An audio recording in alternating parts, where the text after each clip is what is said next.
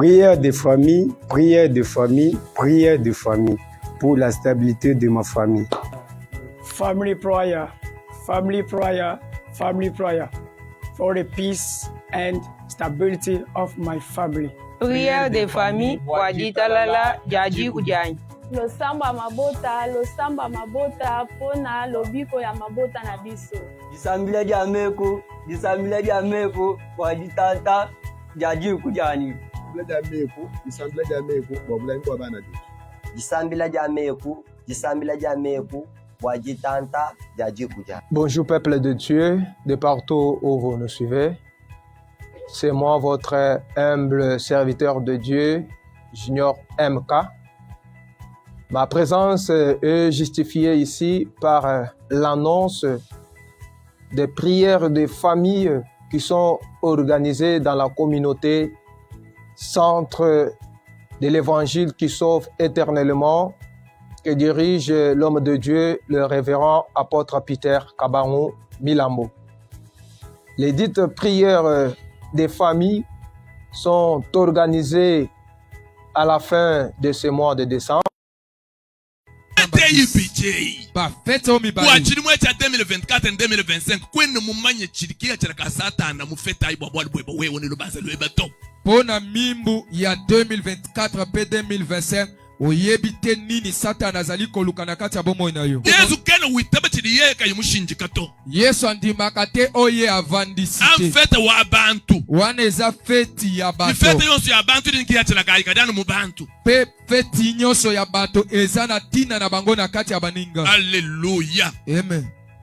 Les deux grandes journées de prière familiale qui sont organisées samedi le 28 décembre 2024 de 16h juste à 18h30 et qui vont se clôturer dimanche le 29 décembre 2024 de 7h juste à 11h30. Ces dites prières seront organisées dans l'extension de Kinshasa sur l'adresse ci-après, numéro 38 bis, avenue Bumba, dans la commune de Lemba. Précisément, nous sommes dans la ville-province de Kinshasa. Alors, comme je le disais, ce sont des prières qui sont organisées en faveur de toutes les familles confondues.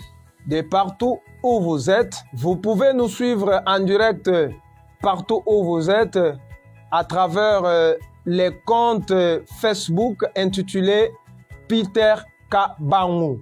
Là, vous allez nous suivre en direct. Aussi sur la page Facebook Évangile qui sauve officiel. La chaîne YouTube intitulée Évangile qui sauve TV. C'est ainsi que je viens lancer un vibrant appel à toutes les familles, à tous les membres des familles, afin de pouvoir participer à ces prières de 2 jours, comme je le disais, les 28 décembre jusqu'au 29 décembre 2024.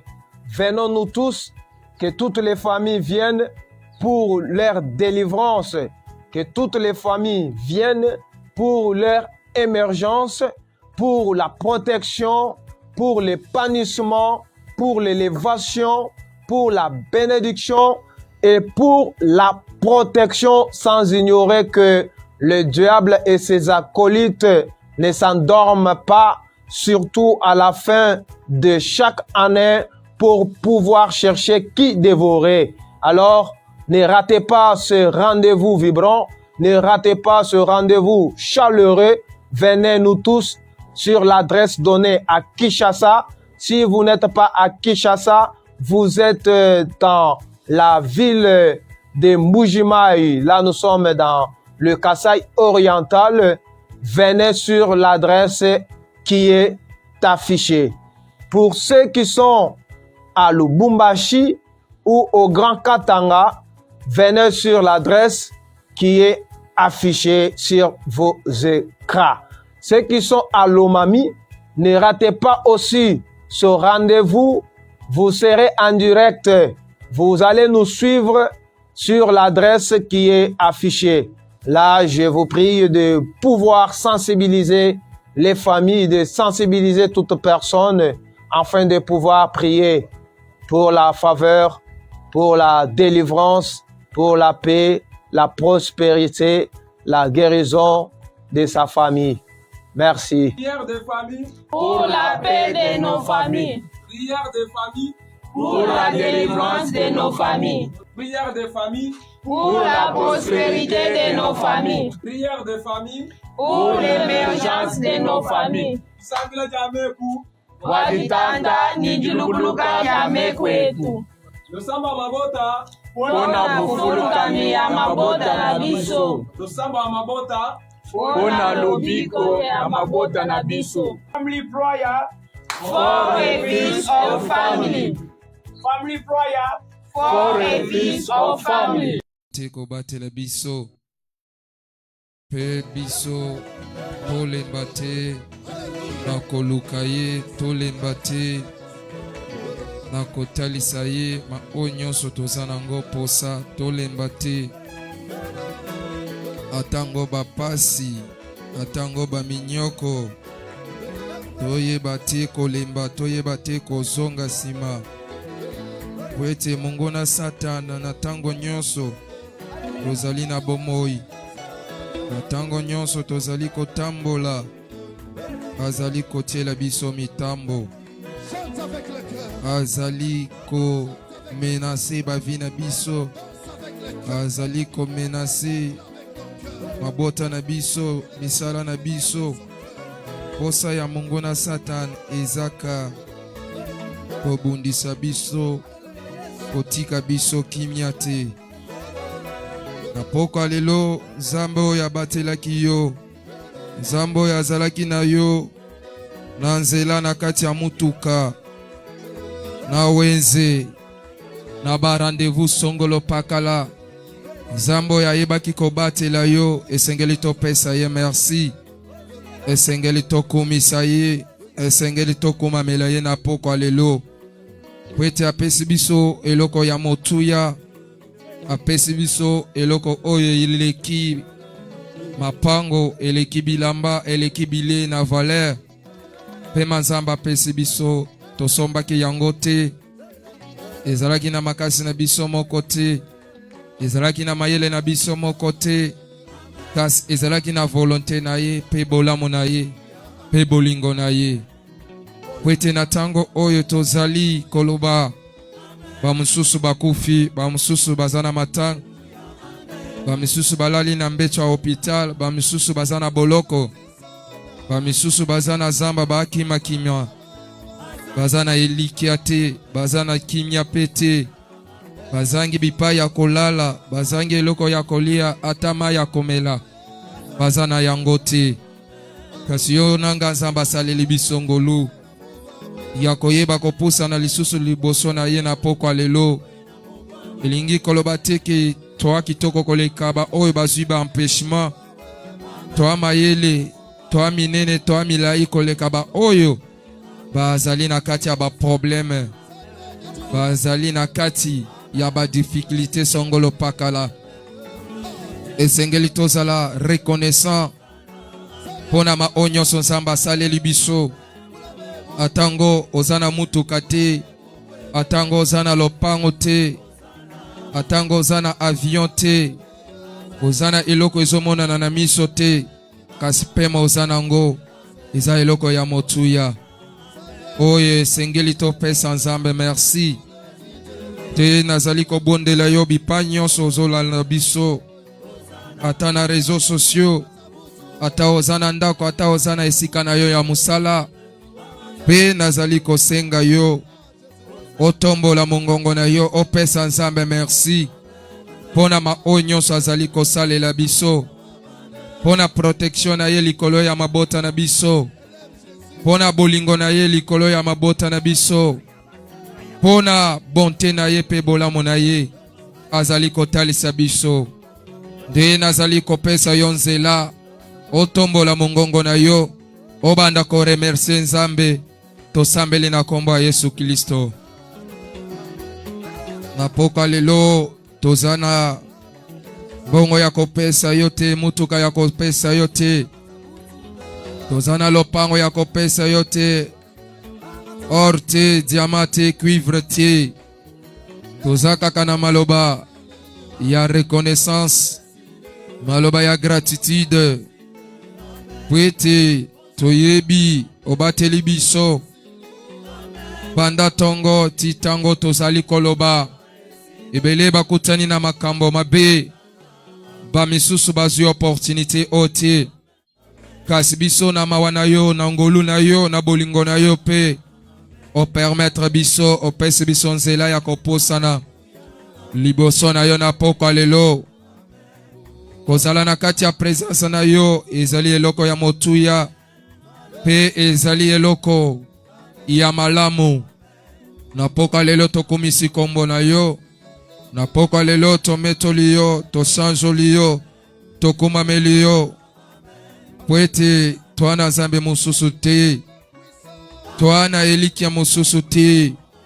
Soki bato bazali kokumisa bikeko, bazali kokumisa bato, kasi biso toyebi kokumisa oyo abatelaka biso, toyebi kokumisa oyo alalaka te pona batina na biso, toyebi kokumisa oyo apesi biso pema, oyo apesi biso bomoi na pokwa lelo, oyo abateli biso na pokwa lelo, pe oyo andimi ete tokutana nesika oyo na pokwa lelo. Na pokwa lelo tozali kokumisa kombo na yo, tozali kometola yo, tozali kokumamela yo, tozali koshanjola yo, pwete obongina lokomo, obongina mashanjoli. Tozana Nzambe mususu te ya kokumisa na pokwa lelo, toana Nzambe mususu te ya kometola na pokwa lelo. Tolobi ete tokumisa oyo azali kolonya nyonso, oyo abatelaka biso, oyo azalaka na biso na kati ya mituka, likolo ya moto, nesika ya musala, na bandaku, na universite, na ba ekole bipa nyonso tokendaka, ozalaka na biso elongo. Pema o tozali nango na pokwa lelo, tofutelaki yango mbongo te, ezali don oyo kabeli biso ya ofele. Soki bato bapesaka biso bilei, bapesaka biso bilamba, bakabelaka biso mbongo, bakabelaka biso mituka, bakabelaka biso les choses éphémères, toyebaka kopesa bango merci, toyebaka kozala reconnaissant envers bato wana. Kasi yo opesi biso eloko ya motuya na pokwa lelo, eloko oyo eleki nyonso bato bakoki kokabela biso, yo opesi biso yango ya ofele na bolingo na yo, na mawa na yo, pe na bonte na yo na pokwa lelo. Tozana kati ya ba oyo bazali kopema, tozana kati ya ba oyo bazali kobika, tolobi tokumisa kombo na yo, tolobi tometola yo, tolobi tokumamela yo, tolobi tometola yo, tolobi toshanjola yo, pwete obongina lokomo, obongina mashanjoli. Na pokwa lelo tango tozali kotala bolamo na yo na kati ya mabota na biso, tango tozali kotala bolamo na yo na kati ya eglise na biso, depuis janvier jusqu'à ce jour, ozali kolemba te kobatela biso, ozali kolemba te kotalisa biso bolingo na yo, ozali kolemba te kotalisa biso mawa na yo, ozali kolemba te ko renouveler bonté na yo, to grâce na yo. Du jour au jour, mikolo nyonso, tango totambolaka, tango tokendaka wenze, tokendaka musala, tango tokendaka kotala bato, tango tosalaka bava et vient, nyonso ezakaka po ete obateli biso, po ete opesi biso makasi, po ete orenuvele bonte na yo. Na pokwa lelo tozali kokumisa kombo na yo. Na pokwa lelo tozali ko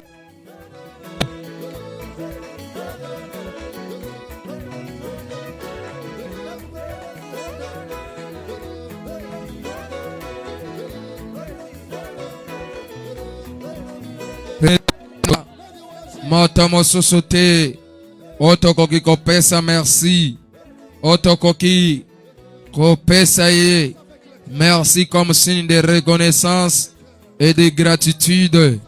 Kasi toyebika moto moko, toyebika kombo moko, oye kombo epesemela biso po toyeba kobika, kombo oye epesemela biso po tozwala na bomoi, kombo oyo ekangolaka biso, kombo oyo ebatelaka biso, kombo oyo pambolaka biso, kombo oyo elongisaka biso, kombo ya Yesu Kristo nde tozali kotombola likolo ya nyonso, kombo ya Yesu Kristo nde tozali kokumisa, kombo ya Yesu Kristo nde tozali kometola, kombo ya Yesu Kristo nde tozali koshanjola, kombo ya Yesu Kristo nde tozali kokumamela. Na pokwa lelo tozali kopesa yo merci, na pokwa lelo tozaba ingrate, tozali koyeba bolingo na yo, tozali koyeba mawa na yo, tozali koyeba maonyo sozali kosalela biso, tokumisi kombo na yo, zwalo kumu, kumisama metolama, sanzolama pwete, ozali nzambe ya bolingo, ozali nzambe ya mawa, mawa na yo likolo ya bavina biso, eleki nyonso ya motuya, mawa na yo osalelaka biso na yango, na tango nyonso tozali kopema, na tango nyonso tozali kotambola. Nani azali lokola yo? Azate. Nani akokani na Yesu Kristo? Azate. Ezala awa na mokili, ezala na se ya mai, ezala likolo na se ya mabele, ata moto moko te oyo akokani na yo azate, ata moto moko te oyo aza lokola yo azate. Bolingo na yo otalisaki biso nango na ekulusu, ondimaki kozwa esika ya biso, ondimaki kofuta masumu na biso. Kasi na pokwa lelo toaba tu ya nyongo, nyongo kotsa biso ezali ya koremerse yo, nyongo kotsa biso ezali ya kotombola yo, ezali ya kokumamela yo, ezali ya kometola yo, ezali ya koshanjola yo. Okotsa biso nyongo otokokoka kofuta te, okotsa biso nyongo oyo tokotikala kosilisa yango te. Pwete bolingo na yo ezali ko se manifeste du jour au jour, mawa na yo ozali kotalisa biso yango mukolo nyonso. Tolalaka lokola bato bakufi, totambolaka lokola bangulu, totiaka makolo bipai toyebi te, totambolaka tokotaka bipai toyebi te, misala basala na molili toyebi te, mitambo batiela biso bipai wana.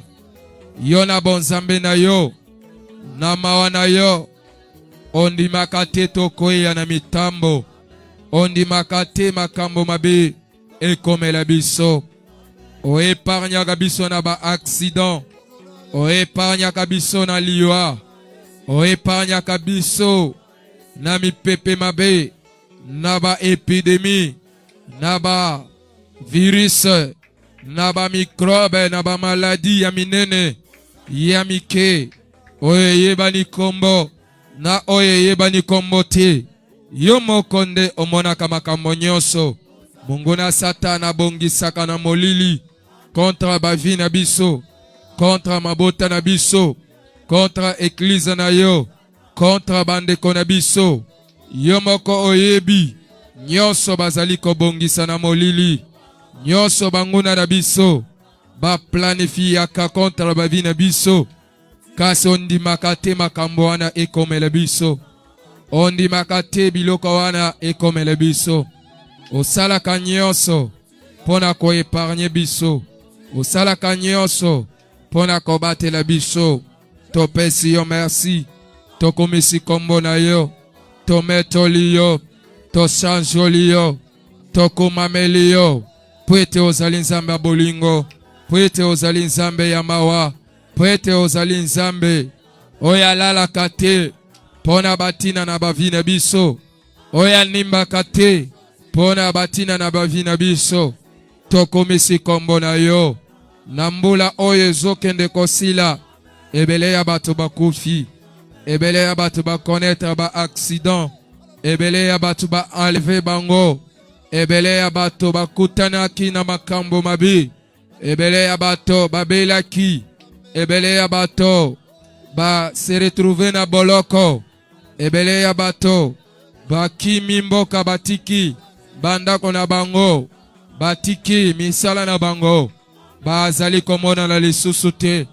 Bakomi kovanda na zamba, bakomi kovanda bipai mai ezate, kura ezate, bipai bazozanga ta bilei. Kasi biso oyebaki ko epargne biso na makambo nyonso ya mabe ya mongo na Satan. Opesi biso makasi, opesi biso bonne santé. Ata tobelaki obikisaka biso, ata tozwaki makambo songolo pakala oyebaki kosilisa yango, pe oyebaki ko délivrer biso, oyebaki ko restaurer biso, oyebaki ko soigner biso, oyebaki ko guérir biso na ba problème tozalaki nango, na ba problème tokutanaki nango. Na pokwa lelo tokomisi kombo na yo, na pokwa lelo tometoli yo, na pokwa lelo tokomameli yo, na pokwa lelo tochanjoli yo. Pwete ozali nzambe ya bolingo, pwete ozali nzambe ya makasi. Makasi na yo eza pona kobatela biso, makasi na bio eza pona koepargne biso na ba danger oyo eyelaka biso, oyo etelemelaka biso na banzela na biso. Tokomisi kombo na yo, pe tozali kotika ba onyoso baza na nzela, ba onyoso baza na mituka likolo ya moto, baza makolo bazali kopusana na esika oyo. Zala na bango, batela bango, épargne bango na ba mauvaise circonstance, épargne bango na liwa, na ba accident, épargne bango na mitambo. Simba mitema ya ba oyo bazana na distraction, ba oyo nano baza bipa ya musala, ba oyo baza na balabala. Simba mitema na bango, rappele bango rendez-vous na pokwa lelo. Po ete ata moto moko te akoki kopusa na liboso na yo, soki osimbi motema na ye te, soki olobeli ye te, soki okonvaincre ye te. Ata babone na biso na Facebook, na YouTube, simba mitema na bango, po bayeba kozala en ligne, tosambela elongo na bango. Na pokwa lelo omimonisa na kati na biso, ozala alpha, ozala omega, tobanda na yo, tosukisa pe na yo. Loboko na yo ya bikamo, ya makamusi ezala au rendez-vous. Loboko na yo ya délivrance, ya restauration, ya kimia, eyeba kozala au rendez-vous. Ata moto moko te na pokwa lelo azonga na likambo na ye, ba o bazali ya kolemba yeba ko fortifier bango, ba o bazana ba problème yeba ko pesa bango ba solution, ba o bazali ko luka kimia, bazali ko luka mabota mabala, bazali ko luka guérison, bazali ko luka délivrance. Salela bango, yanola bango. Ata moto moko te atikala na likambo na ye na pokwa lelo. Mokola lelo ele kakaka bongo te, eme ma changement total, eme ma délivrance totale, eme ma restauration totale na mabota ya batu na yo, na ba projet na bango, na ba misala na bango, na ma onyoso basalaka, baeba komona un plus, baeba komona surplus, oyeba ko surprendre batu na pokwa lelo. na bikamwa na makamusi, na bilembo, otika batras, otika bilembo, ya batu nyonso bakonyata makolo na bango nesika oy, ya batu nyonso bakolanda biso ata na Facebook, ata na YouTube, tika bilembo, loboko na yo eza na makoki, ya ko restaurer bavi na bango bipai nyonso bazali, loboko na yo eza molai, ya ko visiter mitema na bango, ezali na ba oyo bazoka na mitema, soki bakisi tomelaka, ezali kaka pona bapota oyo ezomonana na miso, kasi bapota ya mitema, eza kaka na loboko na yo, yondo za na kisi, oye kausaka bapota ya mitema, na pokwa lelo, tanda loboko na yo, o kausa bapota ya mitema, o kausa ma ya miso, oye ezali kobimana mitema ya batu na yo, o silisa ba problema na bango, o pesa bango kimia, o pesa bango esengo, o pesa bango restauration, na guérison, na délivrance, atango, bomo ina bango, ebandaki, kozala na pasi, bomo ina bango, ebandaki kobika makambo, ya pasi, makambo, ya soni, na pokwa lelo, ozana makoki ya kosilisa basoni, ozana makoki ya kosalela bango, tokomisi kombo na yo, tometoli yo, zala alpha omega Emmanuel, parmi nous ce soir, parce que la Bible nous dit, là où deux ou trois se sont réunis à mon nom, je suis parmi eux. Na pokwa tolekimi balemi sat, zala na kati na biso, tokomisi kombo na yo, tolobi biso nyonso. Amen. Amen, amen. Bien-aimé, na pokwa lelo tokosambela makasi, zala na attitude ya moto oyo aye koluka nzambe, moto oyo aye koluka solution ya likambo na ye. Kwete eloko ememi yo awa, ezali ba probleme etungisaka yo, ezali na makambo oyo etungisaka yo, kasi zala na attitude ya moto aye koluka solution epai ya nzambe, pe nzambe aza na makoki na pokwa lelo ya kopesa yo maoyo nyonso ozoluka. Nzambe aza na makoki ya kosalela yo, nzambe aza na makoki ya kolongola yo na situation songolo pakala, nzambe aza na makoki wana, a condition ke oyeba kobelela ye, a condition ke oyeba kotalisa ye susi na yo, oyeba kotalisa ye likambo oyo ezali kotungisa yo. Bien-aimé, na pokwa lelo tokosambela kaka na maloba ya mukanda ya nzambe, tokosalela kaka losambo ya ba oba preseda biso na Biblia. Na pokwa lelo tokosambela, tokozala na 3 façons ya kosambela. Yo moko okopona lolenge nini oye koki ko permettre yo osambela pe nzambe ayanola yo. Kaka ndenge na uti koloba awa, tokozala na 3 façons ya kosambela. Na pokwa lelo tozali kokende na mukanda ya Juge. Juge chapitre 16, verset 28, nous lisons au nom du Seigneur. Alors Samson invoqua l'Éternel et dit, Seigneur éternel, souviens-toi de moi. Je te prie, ô Dieu, donne-moi de la force seulement cette fois, et que d'un seul coup, je tire vengeance des Philistins pour mes 2 yeux.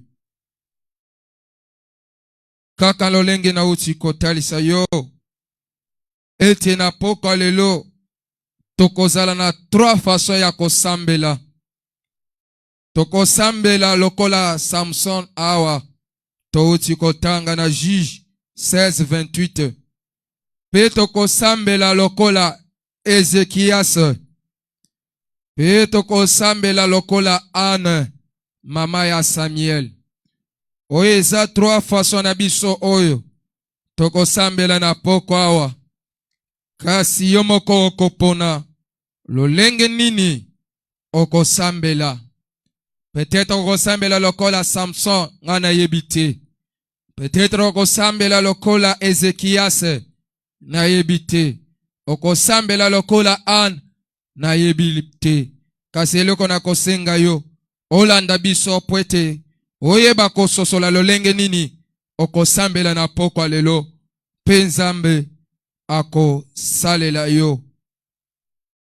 Awa lisolo ezali ya Samson. Toyebi Samson, toyebi lisolo na ye. Azalaki moto oyo ayebaki kobotama. Azalaki moto ya malonga pona mboka na bango, pona libota na ye. Azalaki moto oyo Nzambe apesaki ye makasi. Abanda kobeta ba Filistin, abanda konyokola bango, abanda kometra bango na pasi, abanda kotrouble bango. Présence na ye ebanda kosepelisa bango te. Soki obandi na chapitre 16 verset 1 okoyoka lisolo oya Samson. Samson jour mosusu akiti na Gaza. Biblia ezali kotalisa biso ayebaki komona mwasi moko ya likango, mwasi ya mivandela. Samson asepelaka na ye, akomisaka ye mwasi na ye. Biblia ezali kotalisa biso mwana mwasi oyo abandaki kolinga Samson. Pe ba Filiste bayebaki bazwaki sango ete Samson azalaki na ndako ya mwana mwasi wana, pe azalaki na mboka na bango. Pe bayaki epa ya mwana mwasi na kombo ya Delila. Bayebisi ye ete ayeba kotuna Samson atalisa bango sekre ya makasi oyo azalaki nango. Biblia ezali kotalisa biso mbala liboso Samson akosaki ye. Mbala mibale Samson ayebaki lisusu kokosa ye. Tina mbala misato Samson abandaka kokosa ye. Mwana mwasi oyo ayokaki pasi ti pona koyebisa ye ete ozali kosakana na ngai pe olingaka ngai te. Po ete eza na 3 fois ozali kaka kokosa kosangai. Biblia ezali kotalisa biso mwana mwasi atungisaki Samson makasi tina niveau ete Samson ayokaki liwa. Ayebaki kotungisa ye kapo atalisa ye sekre na ye. Suka na suka Samson atalisaki ye sekre na ye. Petango Samson atalisaki ye sekre bakataki ye suki na ye. Oke Nzambe apekisaka ye po bakata suki na ye. Tango bakataki suki na ye, Biblia ezali kotalisa biso mwana mwasi ayebisi alamusi Samson. Samson ba Filistin bangoy. Samson alamukaki na momesano azali koloba ete na kobeta bango. Zoka nde Nzambe atikaki ye, asundolaki ye. Ti bazui Samson bamemi ye bake kokotsa ye na boloko.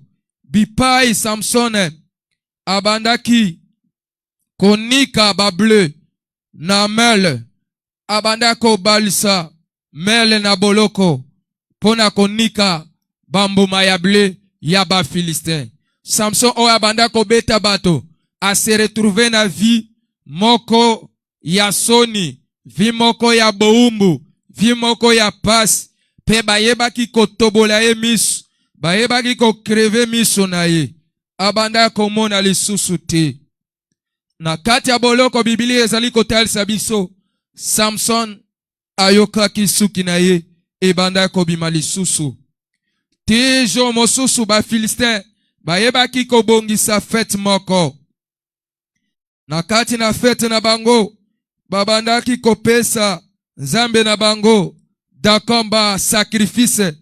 Bayaki kokumamela Nzambe na bango dako.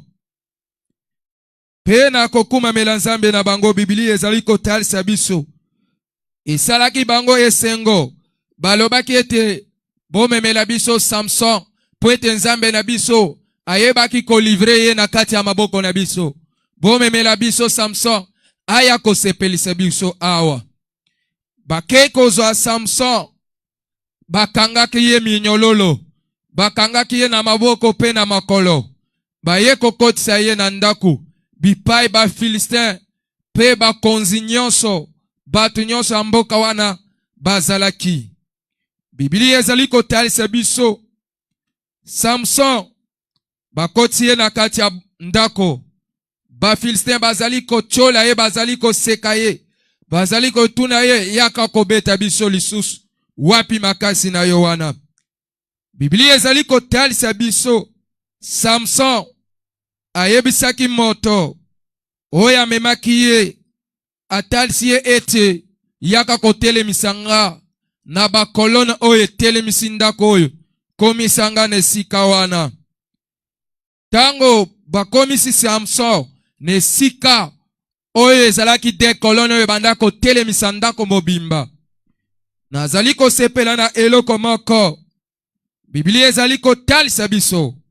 Alors Samson invoqua l'Éternel et dit, Seigneur éternel, souviens-toi de moi, je te prie.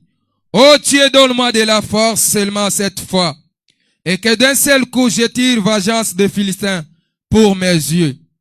Et le konazali ko sepela na Samson awa, miso na ye ebanda komona te, bakanga kiye minyololo, markre nyonso wana. Biblia ezali kotalisa biso. Samson invoqua l'Éternel. Samson abelelaki Yahweh. Et il prie. Asambelaki Nzambe. Ata miso na ye banda komona te.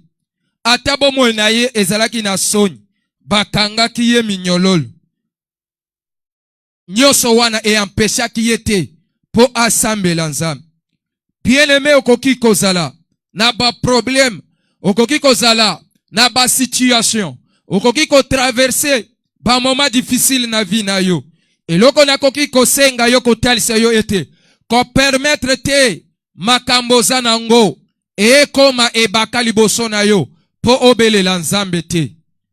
Ata pasi ezana ndenge nini, kobosa na te kobelela Yawe, kotika te kobelela Yawe. Jeudi passé, tomonaki, Biblia ezali kotalisa biso, dans le ventre du poisson, Jonas pria Dieu. Nakati ya libumu, yambisi, Jonas ayebaki koluka Nzambe. Waneza na Jonas 2:2. Atango azalaki nakati ya libumu, na se ya mai, e empêchaki ete po aluka Nzambe. Samson atemisu na ye banda komona te, e empêchaki ete po abelela Nzambe. Jonas azali koloba, dans ma détresse, j'ai invoqué l'Éternel et il m'a exaucé dans les seins de ce jour des morts. J'ai crié et il m'a répondu. Il a attendu ma voix. Nakati ya pasi, nakati ya libumu, yambis, Jonas ayebaki kobelela Nzambe. Samson liboso ya ba Filistin, miso na ye kufaki.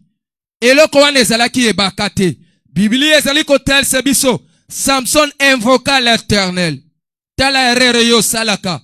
Tango zwaka ba problème, tango zalaka na makambo, ezongisaka yo sim.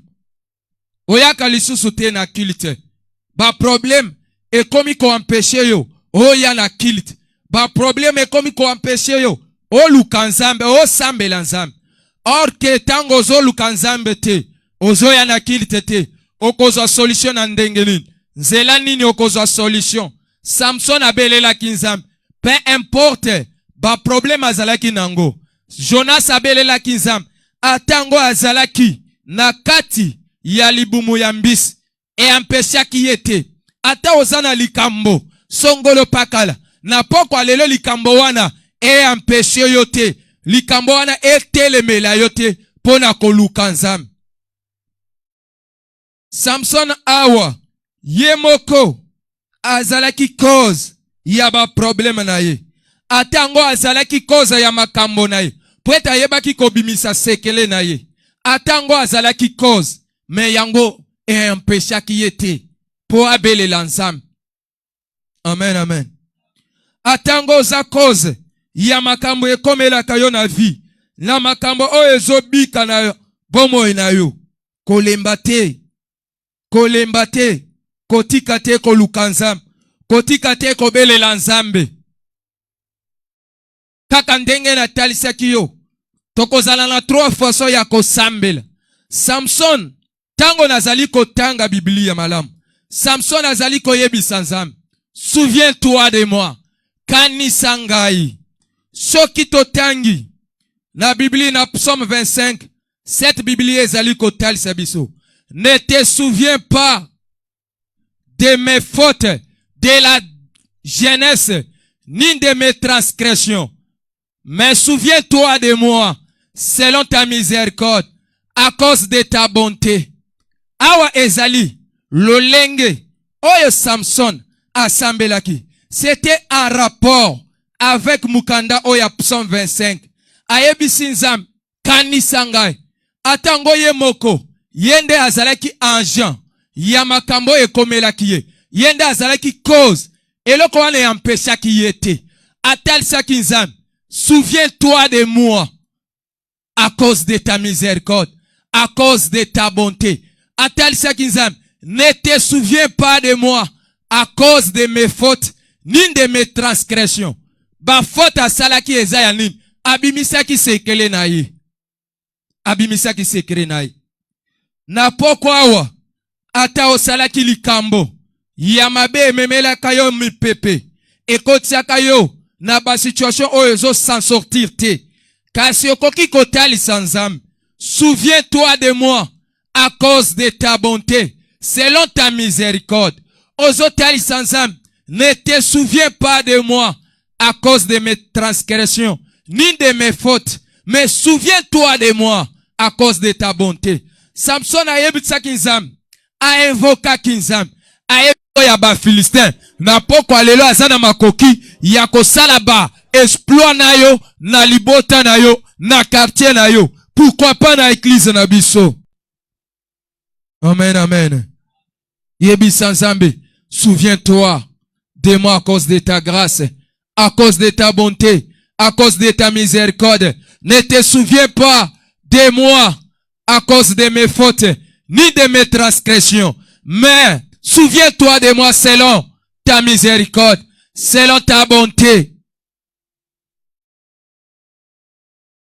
Okoki, ozana eloko, malamu osala, pona kembo Nzambe, ezana eloko, osalela Nzambe, bien aimé eloko wane ekoki pe kozala, raison ya ko rappeler Nzambe, kanisa ngai, pona likambo songolo pakala na salaki, kanisa ngai, pona lolenge nanga, na tambolaka, kanisa ngai, po mosala na yo na salaka, na église.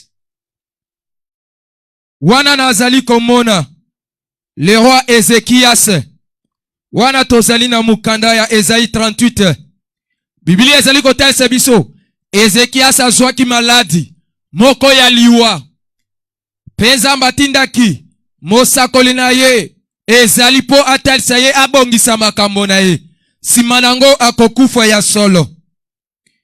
Biblia ezali kotalisa biso, Ezekias ayambaki sango wana, atango ezalaki sango ya mabe, atango ezalaki sango ya liwa. Ezekias ayebaki kobalusa elongi na ye na mur de Biblia ezali kotalisa biso. Ezekias azali kotalisa yao, souviens-toi que j'ai marché devant ta face avec intégrité et fidélité, que j'ai fait ce qui est bien à tes yeux. Kanisa ngai, lolenge na tambola kiliboso na yo, na intégrité nyonso, na fidélité nyonso, pe j'ai fait ce qui est bien à tes yeux. Awa Ezekias azali kotalisa Nzambe, lolenge na ye ya kotambola, ndenge na talisaki yo, tokozala na lolenge misato ya kosambela. Lolenge ya liboso ezalaki ya Samson, atalisaki Nzambe, akanisa ye, selon sa bonté, selon sa miséricorde, akanisa ba mbeba na yete, akanisa ba faute na yete. Pe lolenge ya mibale ya kosambela, awa ezali Ezekias, azali ko rappeler Nzambe. Souviens-toi de moi que j'ai marché devant ta face avec intégrité et fidélité et que j'ai fait ce qui est bien à tes yeux. Donc a rappeler Nzambe lolenge na ye, a rappeler Nzambe malamu ya sala na miso ya Nzambe. Wana eza lolenge lususu ya kotel sa Nzambe na poko lelo. Souviens-toi de moi. Lolenge na salaki, lolenge na salela kayo, lolenge na sungaka musala na yo, lolenge na tambola kaliboso na yo. Eloko nazali kosepela na le roi Ezekias eza ete tango batindelaki ye sango ya liwa. Ezekias aderanjaki mosakolite, atunaki ye bakesho ebele te. Ezekias ayebaki ko solliciter losambo ya mosakolite. Malgré la mauvaise nouvelle, et empêchaki Ezekias te po aluka Nzambe. Biblia ezali kotel sebiso. Ezekias pria Dieu et dit, souviens-toi que j'ai marché devant ta face avec intégrité et fidélité, que j'ai fait ce qui est bien à tes yeux. Ezekias ayebaki ko rappeler Nzambe. Ezekias azalaki na problème ya liwa. Bokono wana e empêchaki yete aluka Nzambe. Kaka lolenge na talisaki yo. Problème Samson azalaki nango. E empêchaki yete po aluka Nzambe. De Biblia elobi, Samson invoqua l'Éternel. Lolenge moko na Jonas, ata azalaki na problème. La Bible nous dit, il pria Dieu dans le ventre du poisson. Lolenge moko na Ezekias, ata likambo azalaki nango. Ezalaki ya liwa e empêchaki yete. Pe a sollicitaki te losambo ya mosakolite. Yo olukakakak basambela pona yo. Aussi longtemps que yo mukolo likambo nano sambelite. A onamoni Ezekias asengaki losambo ya mosakolite. Me ye moko akotaki na losambo. Wana eza attitude ya bato. Oba za conscient ya bato.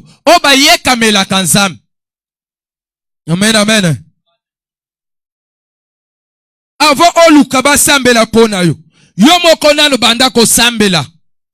Kosambela wane uta na motema na yo moko.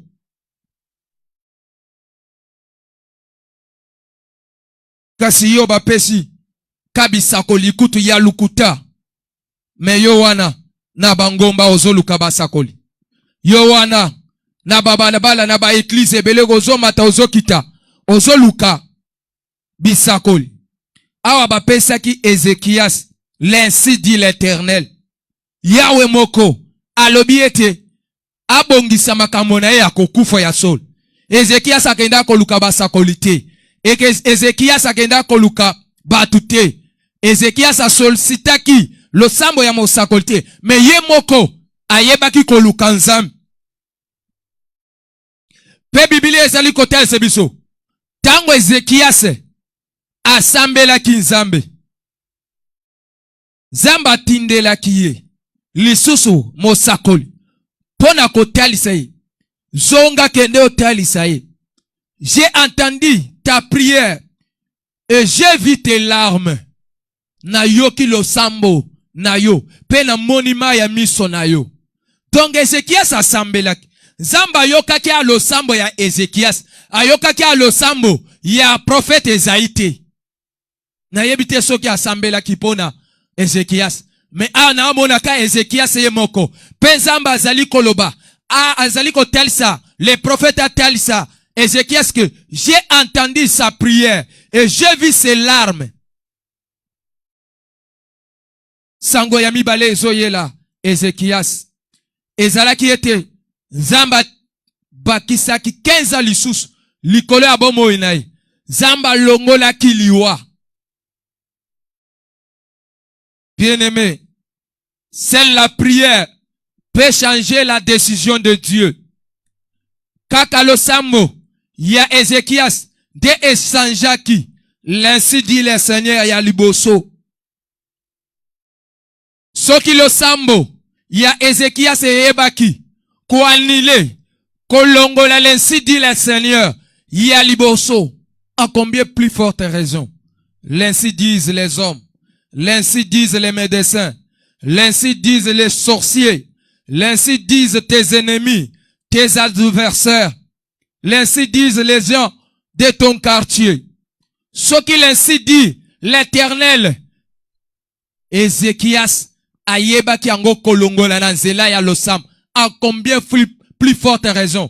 Bilobela ya bato, à combien plus forte raison? Makanisi ya ba minganga. Ézéchias abanga quitté l'ainsi dit l'Éternel. Kasi yo liboso ya l'ainsi disent les gens, l'ainsi disent les médecins. Obangaka, ozalaka lisusu te na makasi ya kosambel, ozalaka lisusu te makasi ya koluka nzambe.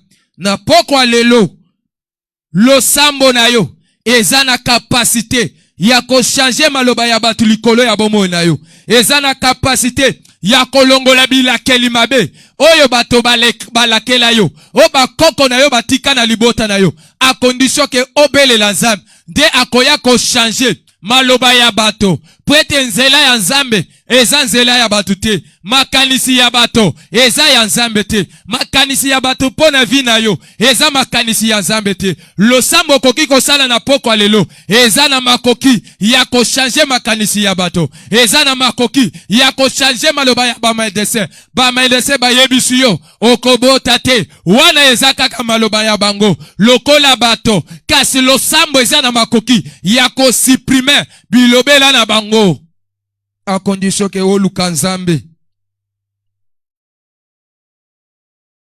Pe nzamba yebisa Ezekia sete akokangola libota na ye, akokangola mboka na bango. Na nzela ya losambo ya Ezekias, nzamba yebaki kolongola l'ainsi dit l'Éternel na ye ya liboso. Pe nzamba yebaki kokangola mboka na bango na kati ya maboko yaba nguna na bango. Na pokwa lelo oyebite grâce à ta prière, nzamba koki kokangola libota na yo, nzamba koki kokangola bipayo ozali bato ozanango, nzamba koki kosilisa pasi ya mutu songolo pakala na kati ya libota na yo, kaka na nzela ya losambo na yo. De na pokwa lelo ko néglige losambo na yo wana te, po ezana makoki ya ko changer situation ya libota na yo, ezana makoki ya ko changer situation ya foyer na yo, ya libota na yo. Wana nazali ko profiter pona ko rappeler bino le grand rendez-vous tozanango na suka ya mbula oyo, na suka ya mwa oyo. Rendez-vous tozanango ya munene ya le 28 décembre pe le 29 décembre. Tokoya awa pona kosambela pona tina mabota na biso. Kaka lolenge nzamba yebaki kokangola, Ezekias akangola ki libota na ye, akangola ki ekolo na ye mobim. Zambe pe azana makoki ya kokangola libota na yo na nzela ya mabonde leo tokosal le 28 le 29 décembre. Kobosa na yango te, kobosa na yango te. Souviens-toi de moi, ne m'oublie pas. Kanisa ngai, kobosa na ngate, ozoye bisanzambe na poko lelo. Akanisa yo, à cause de sa bonté, akanisa yo, atapona likambo moko songolo, osale la kaye. Nazali komona Ana banda kobota te, ju mususu avandi, ye moko amati na silo, akoti na ndako ya nzambe, akuti nganga ya nzambe avandi, ana kipaki yete, atalisaki ye likambo na yete, ana ye moko akotaki na losambo, ata sterilité na ye, eyebaki ko empêcher ana te, po ayeba kokota na losambo, kaka ndenge na talisaki yo, pasi yo Samson azalaki nango, miso na ye banda komona te, empêchaki yete, Jonas na kati ya libulu, ya libumu, ya mbisi, empêchaki yete, Ezekias na kati ya malade, empêchaki bango te po babele la nzambe. Ana abanda kobota te, kobota na ye wana te, ezalaki sujet te, ezalaki ebaka te, po aluka nzambe. Ana zali koyebisa nzambe. Éternel, désarmé, soki otali mosali na yo na miso ya mawa. Soki obosani te mosali na yo, si tu donnes à ta servante un enfant mâle, je le consacrerai tous les jours de sa vie à l'Éternel. Donc, Anna Sala qui veut, et pas Yazam, à tel ce qui est. Père, éternel Dieu, souviens-toi de moi. Ne m'oublie pas. Kobo sanangate, kanisangai, soki opesinga mwana mobali. Na kopesa yo ye, akosalela yo. Awe ezali lolenge mosusu. Oyo Ana sambelaki. Ana salaki veut. Na pokwa lelo. Okoki kotel sanzam. Souviens-toi de moi. Ne m'oublie pas. Soki osaleli nga boy. Nga pe na kosalela yo boy. Soki opesi nga boy. Nga pe na kosalela yo. Wane zave. Ozoye bisanzam. Akanisa yo. Abosa na yo te. Soki asaleli yo. Okosala boy. Soki apesi yo. Okosala boy. Wane zave. Wane za lolenge ya misato. Ya kosambela. Ona utaki kotalisa yo. Okoki kosala ve. Otalisa nzambe. Souviens-toi de moi. Soki opesi nga mwana. Na kopesa yo boy. Soki opesi nga mbong. Na kosomba bakiti ya eglise. Na kosomba mikro. Wane zave. Epa ya Samson. Asala ki vete. Ayebisaki nzambe. Souviens-toi de moi. À cause de ta grâce. À cause de ta miséricorde. Epai. Ya Ezekias. Asala ki vete. Ye alobaki. Souviens-toi de moi. Que j'ai marché devant ta face avec intégrité et fidélité. J'ai fait ce qui est bien à tes yeux. A tel ce ki nzambe lolenge na ye. Ya kotambol. A rappela ki nzambe. Makambo oya salela kaye. Kasi anaye.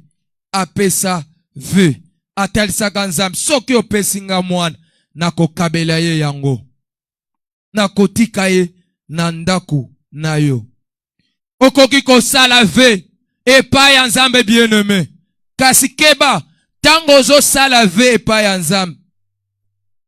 Yeba ko accomplir yango. Yeba ko accomplir yango. Prête Bibli ezali kotel sabiso.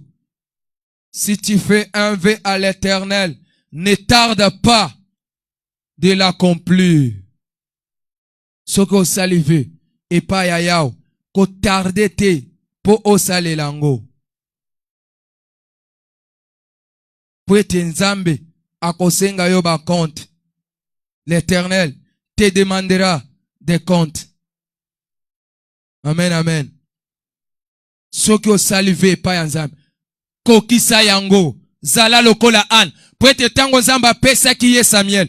Ana kotisa ki Samuel na ndako ya nzambe. Atika ki ye na ndako ya nzambe. Kaka lolenge alobaki. Keba. Na pokwa lelo soki okosala ve pa ya nzambe. Yeba kokokisango.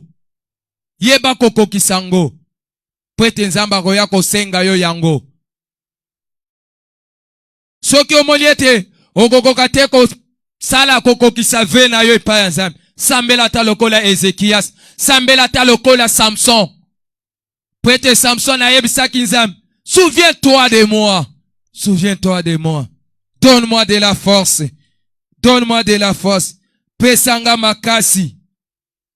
Pesanga makasi. Bien-aimé. Kaka nzambe nde okoki kotalise na pokwa. Ayeba kokanisa yo. Ka nzambe. Nde azana makoki ya kokanisa yo. Kotiela batu mitema te. Koyekamela batu te, sinon tu seras déçu. Bato bazaba enkra. Na kobetela yo lisolo. Ya Joseph na kati ya boloko. Biblia ezali kotalisa biso. Joseph na kati ya boloko na ba oyo. Azalaki nango na boloko. Basali ya Pharaon.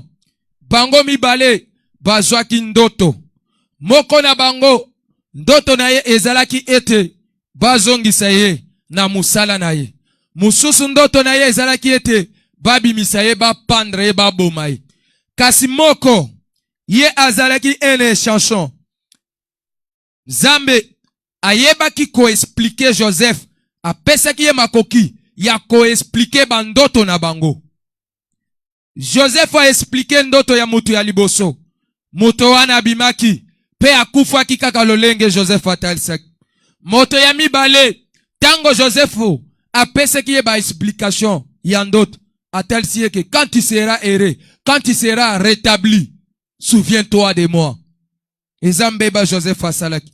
Ayebisi mutu wana, tango bako bimisa yo, oye bako kanisa ngai. Kasi Biblia ezali kotalisa biso. Babimisaki mutu wana, abimaki na kati ya boloko. Biblia ezali kotalisa biso. Il ne pensa point à Joseph. Il oublia. Abosana kiye. Ok, Joseph a ebsa kiye. Souviens-toi de moi. Na poko alelo. Okoki kotalisa mutu te, souviens-toi de moi. Ata osalela ki bato bolaum. Ata osalela ki bato likambo. Songolo pakala. Tika likambo wana. Moto afutaka bato ezaka nzambe. Soki otieli moto. Motema. Okozala desi lokola Joseph. Awa na boloko. Atiela ki mutu oyo motema. Eti akokanisa ye. Tango akobim. Tango moto abimi. Ake kosala makambo na ye. Mais heureusement pona Joseph. Lolenge nzamba lala kate. Nzamba kosa kate. Pe nzamba za lokola batu te. Aye ko pesa lisusu farao bandoto. Doto mibale me ezo telsa eloko moko. Farao asangisi batu na ye. Po baye bako sosolisa ye ndoto wango. Batu ba mazise ya farao. Bako kate. Orke muto oyo Joseph atalisaki ndoto na ye. Yepe azalaki wana.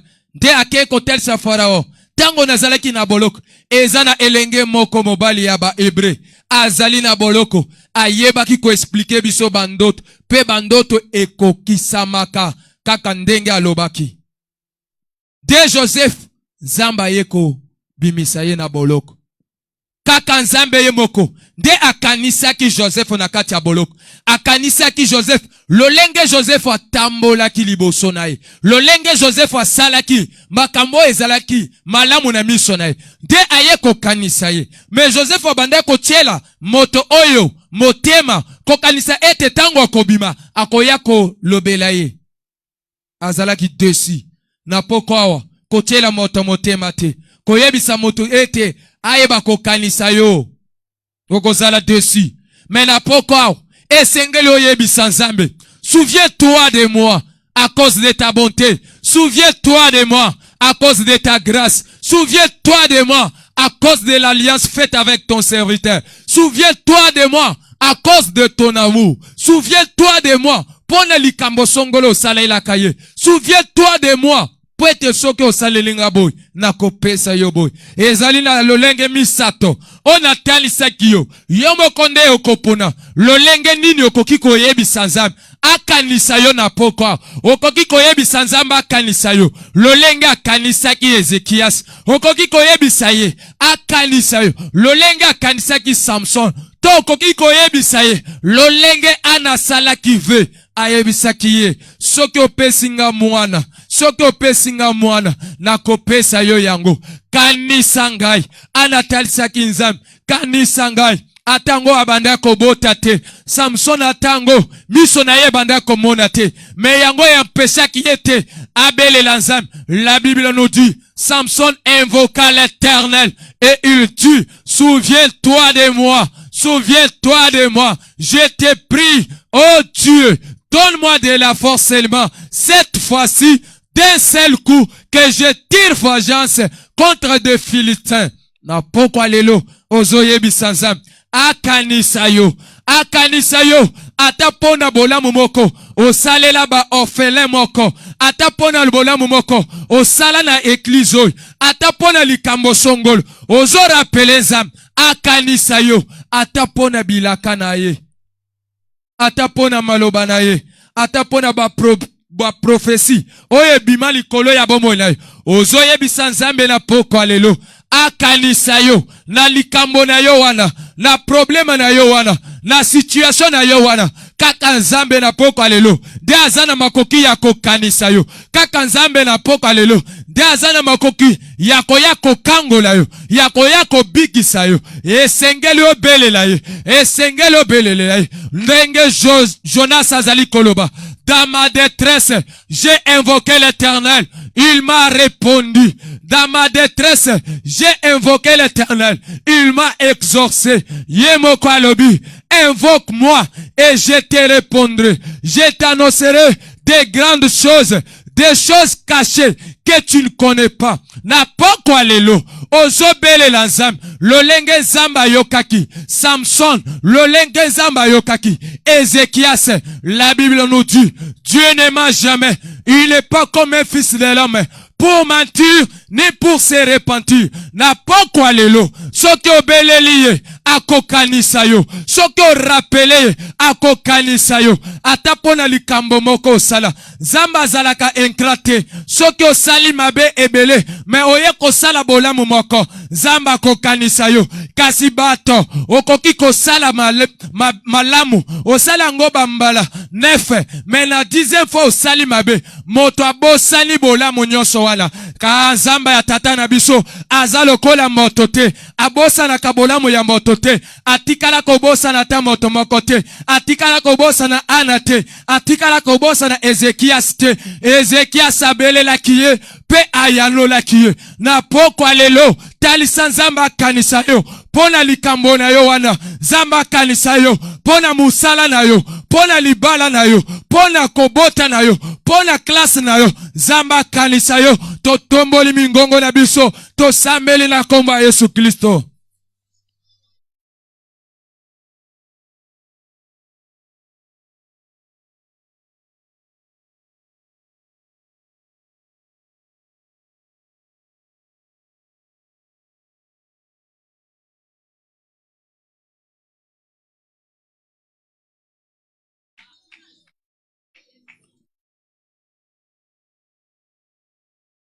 Kagandenge Bibli ezali koloba na Psaume 25:7. Ne te souviens pas des fautes de ma jeunesse ni de mes transgressions. Souviens-toi de moi selon ta bonté, à cause de ta grâce. Na poka lelo, batu na yo bazali kobelela yo. Kalisa bango ata à cause de ta grâce, ata à cause de ta bonté. Le maître des temps et des circonstances, Seigneur Dieu Tout-Puissant, tu es le Dieu capable de tout faire. L'omnipotent, l'omniscient, l'omniprésent. Nous sommes au devant de toi, Seigneur. Cette soirée, ton peuple est au devant de toi. Cette soirée, Seigneur Dieu Tout-Puissant, regarde que nous sommes là parce que nous ne savons pas où aller. Regarde que tes enfants sont là parce qu'ils ne savent pas là où ils peuvent partir. Raison pour laquelle, Seigneur, ils sont en train de crier au devant de toi, afin que tu te manifestes dans leur détresse, afin que tu puisses te souvenir de leur façon d'être au devant de toi. Seigneur Dieu Tout-Puissant, souviens-toi, Seigneur, de ton peuple. Souviens-toi, homme de Galilée, de la même façon que tu avais agi dans la Bible, à propos de Anne, à propos d'Ézéchias, à propos de Jonas, à propos, Père de gloire, de Samson, de la même façon aussi que tu peux encore agir en ces jours, à propos, Père de gloire, de tes enfants qui se retrouvent devant ta face, qui se retrouvent dans ta présence, assujettis par des problèmes, par des situations. Seigneur Dieu Tout-Puissant, mais si ce n'est pas toi qui peut encore venir se souvenir de leur façon d'être au devant de toi. Seigneur Dieu Tout-Puissant, souviens-toi de quelqu'un en ces lieux, Père de gloire, selon ta miséricorde, selon ta bonté, Père de gloire, selon ton amour, afin que les bénédictions, afin que les bonnes choses puissent se manifester dans la vie de quelqu'un. Seigneur Dieu Tout-Puissant, cette soirée Souviens-toi de quelqu'un, Seigneur, à cause de ta façon d'être, même à cause, Père de gloire, de paroles dites sur sa vie, même à cause, éternel Dieu des armées, des promesses faites sur cette personne. Père de gloire, si ce n'est pas toi, l'homme de Galilée, qui peut encore se souvenir de cet homme, de cette femme, Seigneur Dieu Tout-Puissant, si c'était que les gens pouvaient se souvenir, éternel Dieu des armées, des bienfaits de Samson pendant qu'il voyait, éternel Dieu des armées, il se battait en faveur de leurs frères, de leurs sœurs. Mais chose grave, éternel Dieu des armées, lorsque Samson s'est retrouvé dans la situation compliquée, lorsque Samson s'est retrouvé dans un problème qui le dépassait, éternel Dieu des armées, aucune personne de sa part, de sa nation, de sa famille ne s'est pas rappelé de lui. Mais c'est toi, Seigneur, après qu'il puisse t'appeler, éternel Dieu des armées, tu t'es souvenu de Samson, là où il était, dans des situations, dans des problèmes. Éternel Dieu des armées, cette soirée, il y a quelqu'un qui est assujetti de problèmes graves. Il y a quelqu'un qui est assujetti par la maladie. Il y a quelqu'un qui est assujetti par des situations compliquées, mais qui est en train de t'appeler, mais qui est en train de crier au-devant de toi, afin que tu puisses te rappeler de lui, afin que tu puisses te souvenir de lui. Peu importe les difficultés, peu importe la grandeur de la situation, mais il est là, au-devant de toi, Seigneur Dieu Tout-Puissant, le Dieu de Pita. Souviens-toi de quelqu'un cette soirée, Seigneur. Souviens-toi de quelqu'un, Père de gloire. Ne l'abandonne pas, ne l'oublie pas, Seigneur. Jonas, au sein du poisson, Père de gloire, tu ne l'avais pas rejeté, tu ne l'avais pas abandonné. Père de gloire, tu t'es souvenu de lui, Seigneur, et tu te manifestais. La même chose aussi au devant de toi, Seigneur. Cette soirée, accepte de te souvenir de quelqu'un en ce lieu. Accepte de te souvenir de quelqu'un en ce lieu. Éternel Dieu des armées, souviens-toi d'une femme, Père de gloire, qui vient chaque fois au devant de toi, dans ta présence, qui est là, Père de gloire, qui a placé sa confiance en toi. Père de gloire, même pour la confiance que cette personne t'a donnée, souviens-toi de lui, Seigneur. Souviens-toi de quelqu'un qui a toujours eu le cœur d'aider les autres dans des moments difficiles. Souviens-toi de cette personne, Père de gloire, qui a l'habitude de venir même offrir pour toi. Souviens-toi de cette personne, éternel Dieu des armées, qui a toujours pensé en faveur de tes enfants. Seigneur Dieu Tout-Puissant, le Dieu de Pita, grâce à ta miséricorde, grâce à ton amour, grâce à ta bonté, Père de gloire, tu peux opérer le miracle, tu peux changer l'identité de quelqu'un, tu peux donner quelque chose de voileur. Père de gloire, où es-tu, le Dieu de Pita? Où es-tu, l'homme de Galilée?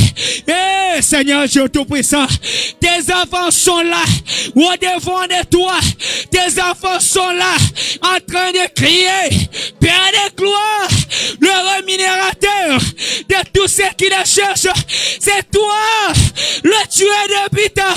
Tu n'as jamais trahi, tu n'as jamais menti, tu n'as jamais abandonné. Alléluia, alléluia, alléluia, alléluia, le Dieu de Pita. le Dieu des bons dieux.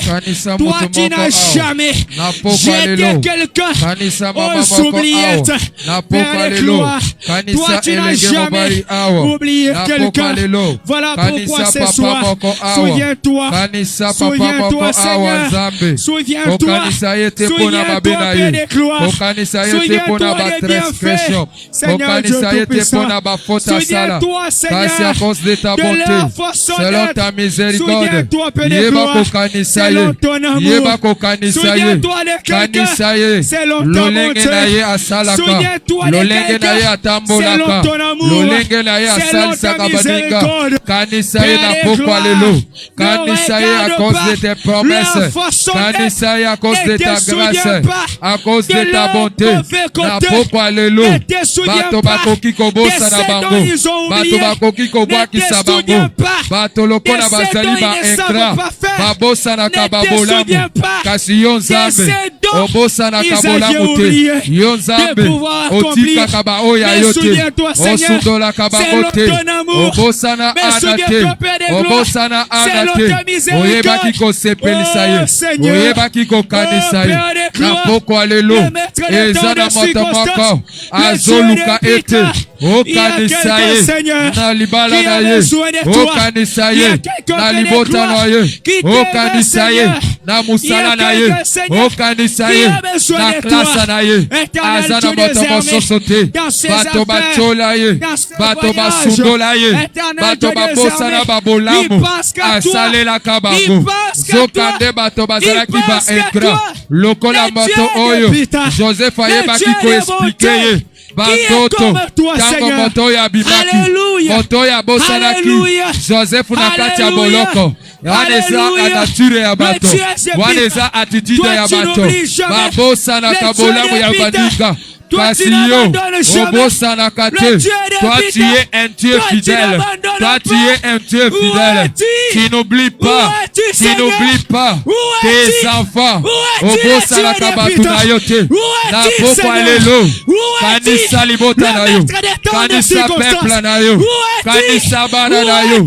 Atapona mikro basombe na yo. Kanisa bana na yo. Atapona mbongo ya loyer. Bakute la ka église na yo. Kanisa bana na yo. Na poko alelo. Na poko alelo. Bosana mabe basala. Bosana mabe basala. Yo tala kakaka mabete. Otala kape bolamo ya moto. Otala kate malamo ya moto. Na poko alelo. Na poko alelo. Kanisa moto moko. Kanisa bilaka. Oyo sale la moto wana. Kanisa ba promesse. Oyo pesa pona bomo na ye. Na poko alelo. Na poko alelo. Na poko alelo. Kobosa na batu na yote. Otikala kobosa na anate. Azalaki yekomba. Azalaki na tina te. Azalaki na tina te. Opesa kiye.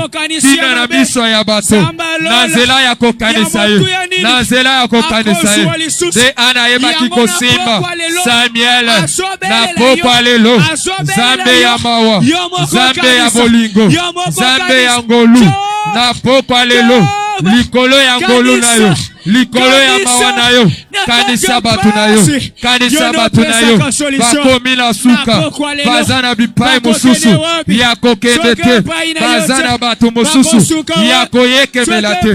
Maudit soit celui qui se confie à l'homme. Na poko alelo. Baboiko yeke melabato. Baeboiko se confie. Na bato. Balobi ete. Va se confier na yo. Prete yo obosa na kabatuke. Prete yo obosa na kabatuke. Obosa na kabona muna bangote. Zamba lola. Ézéchias Talsio. Souviens-toi que j'ai marché devant ta face. Que j'ai marché avec intégrité et avec fidélité de cœur. Père éternel. Okanisa Ézéchias. Okanisa Ézéchias. Na lolenge na ye ya kotambola. Na lolenge na ye ya kobika. Na lolenge na ye asalaki makambo. Oeza malamu. Na miso na yo. Na poko alelo. Eza na papa. Oya asalaka malamu. Oeza malamu na miso na yo. Oeza asalaka makambo. Eza malamu na miso na yo. bosala ete kobosala ete kobosala ete atango bato asalela bolamu bato wana babosana ye bato wana bakomi kofinga ye bato wana batyola ye bato wana basundola ye kasi yo nzambe obosalaka te obosalaka te obosalaka te obosalaka te mpona bolamu ya Jonathan oyo asalelaka David bolamu wana ezonga na bomoi ya Mefiboshete bolamu wana epola te bolamu wana ekufa te bolamu wana David ayebaki kokanisa yango soki David mwana bato azokanisa bolamu oyo basalelaka ye epai ya moto akufi. À combien plus forte raison, toi le Dieu vivant, toi le Dieu tout-puissant, toi le Dieu le créateur, lui ne coquille pour empêcher yo na pokwa lelo po kanisa batu na yo po kanisa batu na yo kanisa bana na yo na pokwa lelo kanisa bana na yo ata pona likambo basaleli balekinzela ata pona likambo basaleli baveve ata pona likambo basaleli baorphelin na baorpheline na pokwa lelo na pokwa lelo na pokwa lelo kanisa batu na yo kanisa batu na yo kanisa batu na yo kanisa batu na yo mpona kopesa bango mabala kanisa batu na yo mpona kopesa bango mabota kanisa batu na yo mpona kopesa bango misala kanisa batu na yo mpona kopesa bango lobiko mpona kopesa bango kimia mpona kosalela bango na pokwa lelo kanisa libota na yo na pokwa lelo kanisa batu na yo kanisa batu na yo bazana bato mosusu te oyo bakoki kokanisa bango bazana bato mosusu te oyo bakoki kokanisa bango na pokwa lelo na pokwa lelo na pokwa lelo yeba kokanisa bango yeba kokanisa bango yeba kokanisa bango kobosana ta moto moko te kobosana ta moto moko te obosanaka te obosanaka te bolamu ya bato na pokwa lelo na pokwa lelo tokumisi kombo na yo tokumisi kombo na yo pwete obosanaka te pwete ozana makoki ya kopesa bato na yo ya kosalela bato na yo na pokwa lelo zalo kombo komesama etolama ya bato na yo na pokwa lelo Père des clous. Bien-aimé ozopesa nzambe merci mpona maoyo nyonso outi kosambela tosambeli na kombo ya Yesu Kristo. Topesi yo merci mpona maoyo nyonso touti kotalisa yo oza na bondimi ete oza na makoki ya kosalela biso odela oyo tosengi yo tokomisi kombo na yo nyonso touti kotalisa yo oyeba kokokisa ngo oyeba kokanisa biso na misala na baprojet na bandako na biso na bafaye na biso na maoyo nyonso tosalaka tokutana na bolamu na yo. Bolamu na yo ezala partage na biso na suka ya mbula oyo. Bolamu na yo ezala partage na biso na baprojet na bamisala na baklase bipai nyonso tokoki kokende tokutana na bolamu na yo. Bolingo na yo mpe ngolu na yo elokalize biso bipai nyonso mpe na mikolo nyonso etikali mpona 2024 tobika ngolu na yo tobika lobiko na yo tobika loboko na yo zala na biso topesi yo merci na kombo ya Yesu Kristo tolobi amen. Beta maboko mpona lokomo ya Nzambe.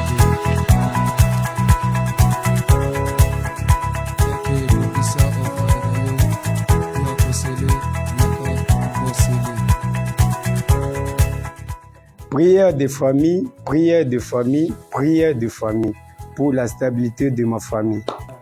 Family prayer, family prayer, family prayer for the peace and stability of my family. Prière de famille Waditalala Jaji Kujani. Losamba mabota pona lobiko ya mabota na biso. Disambila dia meko waditanta Jaji Kujani. Disambila dia meku Disambila dia meku Wajitanta Jajikuja. Bonjour peuple de Dieu, de partout où vous nous suivez. C'est moi, votre humble serviteur de Dieu, Junior MK. Ma présence est justifiée ici par l'annonce des prières des familles qui sont organisées dans la communauté Centre de l'Évangile qui sauve éternellement, que dirige l'homme de Dieu, le révérend apôtre Peter Kabangu Milambo. Les dites prières des familles sont organisées à la fin de ce mois de décembre. Wachiri mwezi 2024 na 2025 kwenu mumanye chirikia chiraka satana mufeta ibwa bwa lubweba wewe ni lubaza lweba to. Pona mimbu ya 2024 pe 2025 oyebite nini satana azali koluka na kati ya bomoi na yo. Yesu kena witaba chiri yeye kayimushinjika to. Yesu andimaka te oye avandisi te. Amfeta wa abantu. Wana eza feti ya bato. Feta yonso ya abantu nikia chiraka ikadano mu bantu. Pe feti nyonso ya bato eza na tina na bango na kati ya baninga. Alléluia. Amen. Les deux grandes journées de prières familiales qui sont organisées samedi le 28 décembre 2024 de 16h juste à 18h30 et qui vont se clôturer dimanche le 29 décembre 2024 de 7h juste à 11h30. Ces dites prières seront organisées dans l'extension de Kinshasa sur l'adresse ci-après, numéro 38 bis, avenue Bumba, dans la commune de Lemba. Précisément, nous sommes dans la ville-province de Kinshasa. Alors, comme je le disais, ce sont des prières qui sont organisées en faveur de toutes les familles confondues. De partout où vous êtes, vous pouvez nous suivre en direct partout où vous êtes à travers les comptes Facebook intitulés Peter Kabangu. Là, vous allez nous suivre en direct. Aussi sur la page Facebook Évangile qui sauve officiel, la chaîne YouTube intitulée Évangile qui sauve TV. C'est ainsi que je viens lancer un vibrant appel à toutes les familles, à tous les membres des familles, afin de pouvoir participer à ces prières de 2 jours, comme je le disais, le 28 décembre jusqu'au 29 décembre 2024. Venons-nous tous, que toutes les familles viennent pour leur délivrance, que toutes les familles viennent pour leur émergence, pour la protection, pour l'épanouissement, pour l'élévation, pour la bénédiction et pour la protection, sans ignorer que le diable et ses acolytes ne s'endorment pas, surtout à la fin de chaque année, pour pouvoir chercher qui dévorer. Alors, ne ratez pas ce rendez-vous vibrant, ne ratez pas ce rendez-vous chaleureux. Venez nous tous sur l'adresse donnée à Kinshasa. Si vous n'êtes pas à Kinshasa, vous êtes dans la ville de Mbujimayi. Là, nous sommes dans le Kasaï oriental. Venez sur l'adresse qui est affichée. Pour ceux qui sont à Lubumbashi ou au Grand Katanga, venez sur l'adresse qui est affichée sur vos écrans. Ceux qui sont à Lomami, ne ratez pas aussi ce rendez-vous. Vous serez en direct. Vous allez nous suivre sur l'adresse qui est affichée. Là, je vous prie de pouvoir sensibiliser les familles, de sensibiliser toute personne afin de pouvoir prier pour la faveur, pour la délivrance, pour la paix, la prospérité, la guérison de sa famille. Merci. Prière des familles pour la paix de nos familles. Prière des familles pour la délivrance de nos familles. Prière de famille, pour la prospérité de nos familles. Prière de famille, pour l'émergence de nos familles. Sangla Jameku, Waditanda nijilukuluka Jameku etu. Lusamba Mabota, Pona kufulukami ya mabota na biso. Lusamba Mabota, Pona lobiko ya mabota na biso. Family prayer For a peace of family. family prayer For a peace of family.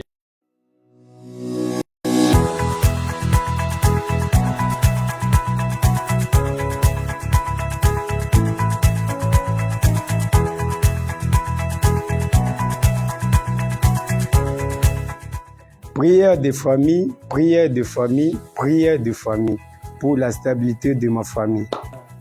family prayer family prayer family prayer for the peace and stability of my family. Prière de famille waditalala jaji kujani. Losamba mabota pona lobiko ya mabota na biso. Disambila Jameku, Waditanta, Jaji Kujani. Disambila Jameku, Waditanta, Jaji Kujani. Bonjour peuple de Dieu, de partout où vous nous suivez. C'est moi votre humble serviteur de Dieu, Junior MK. Ma présence est justifiée ici par l'annonce des prières de famille qui sont organisées dans la communauté Centre de l'Évangile qui sauve éternellement, que dirige l'homme de Dieu, le révérend apôtre Peter Kabangu Milambo. Les dites prières des familles sont organisées à la fin de ce mois de décembre. Wachirimu cha 2024 et 2025 kwene mumanye chirikia cha satana mufeta ibwa bwa bwebo wewe ni lubaza lwebato. Pona mimbu ya 2024 pe 2025 oyebite nini satana azali koluka na kati ya bomoi na yo. Yesu kene witaba chiriyeka yimushinjikato. Yesu andimaka te oye avandisi te. Amfete wa abantu. Wana eza feti ya bato. Fete yonso ya abantu dinkia cha kaikadana mu bantu. Pe feti nyonso ya bato eza na tina na bango na kati ya baninga. Alléluia. Amen. Les deux grandes journées de prière familiale qui sont organisées samedi le 28 décembre 2024 de 16h juste à 18h30 et qui vont se clôturer dimanche le 29 décembre 2024 de 7h juste à 11h30. Ces dites prières seront organisées dans l'extension de Kinshasa sur l'adresse ci-après, numéro 38 bis, avenue Bumba, dans la commune de Lemba. Précisément, nous sommes dans la ville-province de Kinshasa. Alors, comme je le disais, ce sont des prières qui sont organisées en faveur de toutes les familles confondues.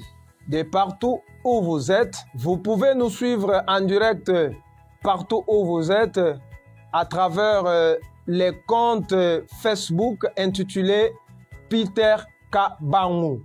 Là, vous allez nous suivre en direct. Aussi sur la page Facebook Évangile qui sauve officiel. La chaîne YouTube intitulée Évangile qui sauve TV. C'est ainsi que je viens lancer un vibrant appel à toutes les familles, à tous les membres des familles, afin de pouvoir participer à ces prières de 2 jours, comme je le disais, le 28 décembre jusqu'au 29 décembre 2024.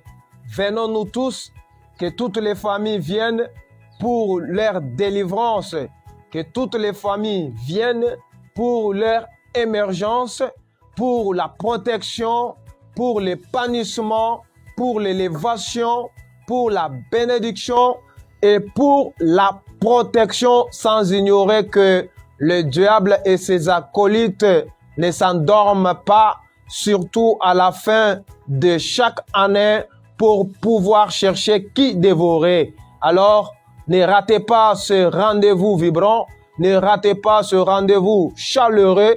Venez nous tous sur l'adresse donnée à Kinshasa.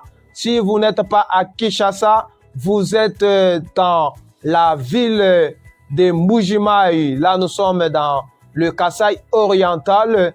Venez sur l'adresse qui est affichée.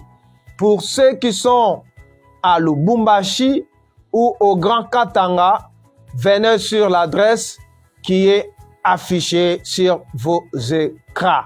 Ceux qui sont à Lomami, ne ratez pas aussi ce rendez-vous. Vous serez en direct. Vous allez nous suivre sur l'adresse qui est affichée.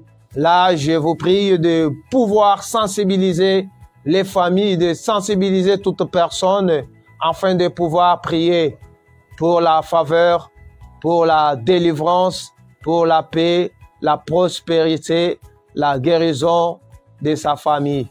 Merci. Prière des familles. Pour la paix de nos familles. Prière des familles. Pour la délivrance de nos familles. Prière des familles. Pour la prospérité de nos familles. Prière des familles. Pour l'émergence de nos familles. Sangla Jameku. Waditanda nijilukuluka ya mekwetu. Lusamba mabota. Pona bufulukami ya mabota na biso. Lusamba mabota. Pona lobiko ya mabota na biso. Family prayer. For a peace of family. Family prayer. For a peace of family.